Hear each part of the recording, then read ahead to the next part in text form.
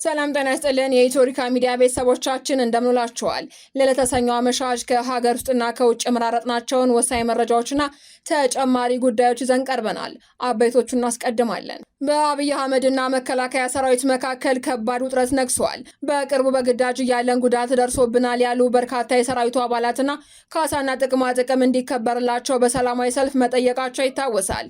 ይሁንና የመከላከያ ሰራዊት የመሬት ክፍያና የጥቅማ ጥቅም የጠየቁ አባላትን እንደሚቀጣ አስጠንቅቋል። ሰራዊቱ የተቃውሞ ሰልፍ የወጡ የቀድሞ አባላቱን ለህግ አቀርባለሁ ማለቱንም ሰምተናል። በቀዳሚነት ታደምጡታላችሁ። በከባድ የሙስና ወንጀል የተከሰሱት እነ በረከት ገበሬዋ ችሎት ሳይቀርቡ ቀርተዋል ተባለ። በረከት ገበሬዋም ከሀገር መውጣታቸውን በማህበራዊ ሚዲያ ገጻቸው ላይ በይፋ አስታውቀዋል። ተጨማሪውን ይዘናል። ገንዘብ ሚኒስቴር የ264 ቢሊዮን ብር ዕዳ ገጥሞታል ተባለ። ዕዳው ምንድነው? እንዴት ይከፈላል? የሚሉትን ጉዳዮች አካተናል። ከውጭ በተሰማ ሰበር መረጃ ለሱዳንና ለኢትዮጵያ ድንበር ቅርብ በሆነችው ስትራቴጂካዊ ከተማ የሚካሄደው ውጊያ ተጠናክሮ መቀጠሉን ሰምተናል። የሱዳን ጦርም ወደ ኢትዮጵያ ድንበር ዘልቆ ለመግባት ከፈጥኖ ደራሽ ኃይሉ ጋር ውጊያ እያደረገ ነው ተብሏል። ተጨማሪ አለን። የተከበራችሁ የቻናላችን ቤተሰቦች ዝርዝር መረጃዎችን ከመመልከታችሁ በፊት ቪዲዮውን ላይክ በማድረግ ማድመጥ እንድትጀምሩ በአክብሮት እየጋበዝን በቀጥታ ወደ መረጃዎቹ እናልፋለን። በቅድሚያ የመከላከያ ሰራዊት በመሬት ክፍያና በጥቅማ ጥቅም ጥያቄ ሰልፍ የወጡ አካላትን አስጠነቀቀ። የቀድሞ አባላትን በሕግ እንደሚጠይቅም ባወጣው ጋዜጣዊ መግለጫ ላይ አስታውቋል። የኢትዮጵያ መከላከያ ሰራዊት ቃል የተገቡለትን ጥቅማ ጥቅም አልተከበሩም በሚል በኦሮሚያ ክልል አዳማና ቢሸፍቱ ከተሞች በቅርቡ የመሬት ክፍያና ሌሎች ጥቅማ ጥቅሞችን በመጠየቅ ሰልፍ በወጡ እንዲሁም ሰልፉን በማህበራዊ ሚዲያ ባሰራጩ የአካል ጉዳተኛ የቀድሞ ሰራዊት አባላትን በሕግ እንደሚጠይቅ አስጠንቅቋል። ሰራዊቱ ስማቸውን ያልጠቀሰ ገፊዎች ወይም ቀስቃሾች ጥያቄያቸውን ለሌላ ዓላማ ለመጠቀም ከጀርባ እየሰሩ ነው ሲልም ከሷል። ባለፈው ሳምንት በጦርነት ላይ ጉዳት የደረሰባቸው የመከላከያ ሰራዊት የቀድሞ አባላት በጎዳና ላይ ተቃውሞ ካደረጉና ቅሬታቸውን እንደ ፌስቡክ እና ቲክቶክ ባሉ ማህበራዊ ሚዲያዎች ላይ ሲያጋሩ ተስተውለዋል። እነዚህ የቀድሞ አባላትን በጦርነት ለቆሰሉ ወታደሮችና ለቤተሰቦቻቸው 105 ካሬ ሜትር መሬት የመስጠትን ጨምሮ ለረጅም ጊዜ ሳይፈጸም የቆዩ የድጋፍ ፓኬጅ ቃላቶች እንዲከበሩላቸውም መጠየቃቸው ይታወሳል። የመከላከያ ሚዲያና ኮሚኒኬሽን ማዕከል ኃላፊ ሜጀር ጀነራል እንዳልካቸው ወልደ ኪዳን በሰጡት መግለጫም ተሰናባች የሰራዊት አባላት ለሀገራቸው ከባድ የአካል መስዋዕትነት የከፈሉ የሚገባቸው ሁሉ ለሀገር ያበረከቱ ጉዳታቸው በሕክምና ታይቶ በቦርድ ሲሰናበቱ አሰራሩና መመሪያውን በሚያዝ መሰረት ሙሉ መብታቸው ተከብሮላቸው የወጡ የቀድሞ የሰራዊት አባላት በአዳማና በቢሸፍቱ የመሬት ይገባኛልና ሌሎች ጥያቄዎችን ሰልፍ በሚመስል መልኩ መፈክር እያሰሙ ማቅረባቸውን ገልጸዋል። በመሆኑም ይህ ድርጊት አሰራርን የሳተና ሕግን የጣሰ መሆኑን የገለጹት ሜጀር ጀነራሉ ይህ ሁኔታ በሕግ ተጠያቂ ያደርጋቸዋል ብለዋል። ሜጀር ጀነራሉ አክለውን በማህበራዊ ሚዲያ ላይ የተሰራጩ ያሉ እነዚህ ጥያቄዎች ከጀርባቸው ገፊዎች የተቀላቀሉበትና ፊት ለፊት ያለን ሀገራዊ ሁኔታ ታርጌት አድርጎ የተሴረ ሌላ ዓላማ አለው ብለዋል። አክለውም ጉዳዩ በሕግ አግባብ የሚታይ ነው ያሉ ሲሆን ያለ አግባብ የሰራዊቱን ዩኒፎርም በመልበስ በእንደዚህ አይነት ድርጊቶች የሚሳተፉትንም በሕግ ተጠያቂ ያደርጋለሁ ብለዋል። በረከት ገበሬዋን ጨምሮ በከባድ የሙስና ወንጀል የተጠረጠሩ 4 ሰዎች ችሎት ሳይቀርቡ ቀርተዋል ተባለ። ፖሊስ በከባድ የሙስና ወንጀል እንደሚፈልጋቸውና ይፈለጋሉ ማስታወቂያ ያወጣባቸው ወይዘሮ በረከት ወርቁ ወይንም በረከት ገበሬዋን ጨምሮ 4 ግለሰቦች ችሎት ላይ አልቀረቡም ተብሏል። ተከሳሾቹን በችሎቱ እንዲገኙ ለመጠባበቅ ተለዋጭ ቀጠሮ ተሰጥቷቸዋል ነው የተባለው። የፌዴራል ከፍተኛ ፍርድ ቤት የልደታ ምድብ 3ኛ የሙስና ጉዳዮች ወንጀል ችሎት በገበያ ላይ የነዳጅ እጥረት እንዲከሰት አድርገዋል የተባሉ የኢትዮጵያ ነዳጅና ኢነርጂ ባለስልጣን ምክትል ዋና ዳይሬክተርና የኢትዮጵያ ነዳጅ አቅራቢ ድርጅት ዋና ዳይሬክተርን ጨምሮ የከባድ ሙስና ወንጀል ክስ የተመሰረተባቸው 13 ግለሰቦች ላይ የቀረበባቸውን ክስ መቃወሚያ ለመስማትና በመዝገቡ ከ6 እስከ 10ኛ ተከሳሾችን መቅረብ ለመጠባበቅ ለዛሬ ግንቦት 10 ቀን 2018 ዓ.ም ቀነ ቀጠሮ ሰጥቶ ነበር።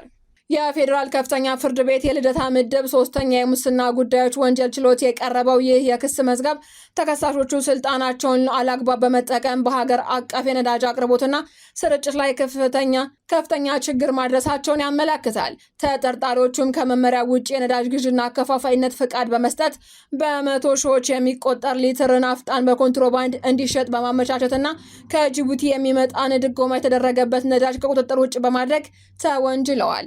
በእነዚህ ህገወጥ ተግባራት ምክንያትም በመንግስት ላይ በ10 ሚሊዮኖች የሚቆጠር የገንዘብ ጉዳት የደረሰ ሲሆን ከ1.9 ሚሊዮን ሊትር በላይ ነዳጅ ለታለመለት ዓላማ ሳይውል እንዲባክንና የነዳጅ እጥረት እንዲባባስ ማድረጋቸው በክሱ ተዘርዝረዋል።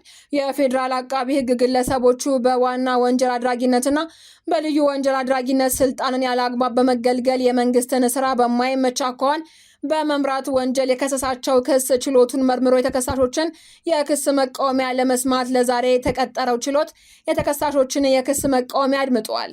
ችሎቱ በክስ መዝገቡ ከ6 እስከ 10ኛ ተከሳሽ የሆኑትን አቶ ጌታቸው አሞኜ፣ ወይዘሮ በረከት ወርቁ፣ አቡሽ አየልና ይልቃል የኔ ሰው መቅረብ ለመጠባበቅ ለዛሬ ቀጠሮ ሰጥቶ የነበረ ቢሆንም ተከሳሾቹ ግን በችሎቱ ላይ ሳይገኙ ቀርተዋል። በተጠርጣሪዎቹ ላይም ፖሊስ በከባድ የሙስና ወንጀል እንደሚፈልጋቸው ማስታወቂያ ያወጣባቸው መሆኑ ይታወቃል። በቀጠሮ መሰረት የተሰየመው ችሎት የክስ መዝገቡ ላይ መቃወሚያ ያቀረቡ ተከሳሾችን በማድመጥ ብይን ለመስጠት እንዲሁም ከ6 እስከ 10ኛ ተከሳሾችን ፖሊስ ለችሎቱ እንዲያቀርብ ለመጠባበቅ ለሰኔ 1 ቀን 2018 ዓ.ም ተለዋጭ ቀነ ቀጠሮ ገደብ ሰጥቷል። ተከሳሾቹን በቀጠሮ መሰረት ለችሎት የማይቀርቡ ከሆነ ፖሊስ ያልቀረቡበትን ምክንያት እንዲገልጽ ፍርድ ቤቱ ትዕዛዝ ሰጥቷል። በሌላ በኩል ይፈለጋሉ ከተባሉት መካከል ወይዘሮ በረከት ወርቁ ወይንም በረከት ገበሬዋ ከሀገር ወጥተው አየርላንድ ሀገር እንደሚገኙ በማህበራዊ ሚዲያቸው ላይ በቪዲዮ ሲናገሩ ተመልክተናል። ገንዘብ ሚኒስቴር የ264 ቢሊዮን ብር ዕዳ ገጥሞታል ተባለ።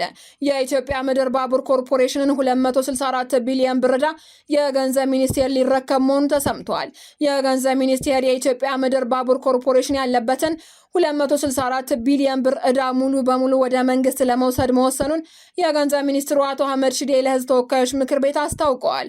ውሳኔ የተላለፈውም ከቻይና አበዳሪዎች ጋር የተደረገውን የዕዳ ሽግግር ድርድር መጠናቀቁን ተከትሎ ሲሆን ዕዳው በሚቀጥለው የበጀት ዓመት ሰነድ ውስጥ ተካቶ ወደ ሚኒስቴር መስሪያ ቤቱ ይዛወራል ተብሏል።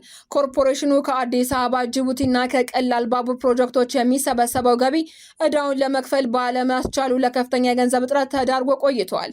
ሚኒስቴሩ ዕዳውን የተረከበው ኮርፖሬሽኑ ከዕዳ ነፃ ሆኖ ያሉትን መሰረተ ልማቶች እንዲንከባከብና አዳዲስ ፕሮጀክቶችን እንዲያጠናቅቅ ለማስቻል ነው ተብሏል።